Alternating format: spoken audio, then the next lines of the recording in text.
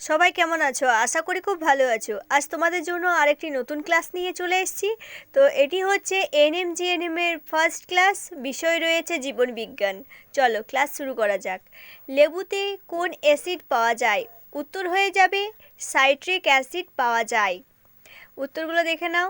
পরের প্রশ্ন, বংশগতি বিদ্যার জনক কাকে বলা হয়?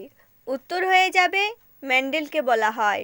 পরের প্রশ্ন, গাজরে কোন ভিটামিন বেশি পরিমাণে পাওয়া যায়? উত্তর হয়ে যাবে ভিটামিন এ। প্রশ্নগুলি ভালো লাগলে একটি লাইক করে দেবে।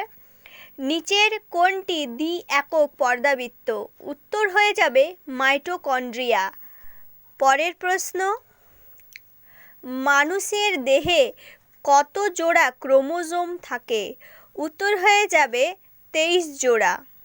পরের প্রশ্ন, ভাইরাস কথাটির ল্যাটিন অর্থ কী?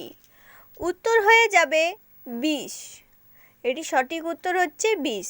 পরের প্রশ্ন, যক্ষ্মা রোগের ব্যাকটেরিয়ার নাম কি? উত্তর হয়ে যাবে মাইকোব্যাকটেরিয়াম টিউবারকিউলোসিস।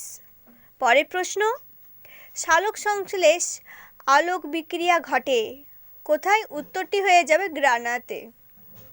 পরের প্রশ্ন, ঝয়ের দাগের প্রশ্ন, মস্তিষ্কের সবথেকে বড় অংশ হলো? উত্তর হয়ে যাবে সেরিব্রামকে বলা হয় মস্তিষ্কের সবথেকে বড় অংশ। পরের প্রশ্ন, সালোক সংশ্লেষের বজ্র পদার্থ? উত্তর হয়ে যাবে অক্সিজেন। আজকের ভিডিওটি তোমাদের কেমন লেগেছে অবশ্যই কমেন্ট করে জানাবে। দেখা হচ্ছে নেক্সট ভিডিওতে। Thank you.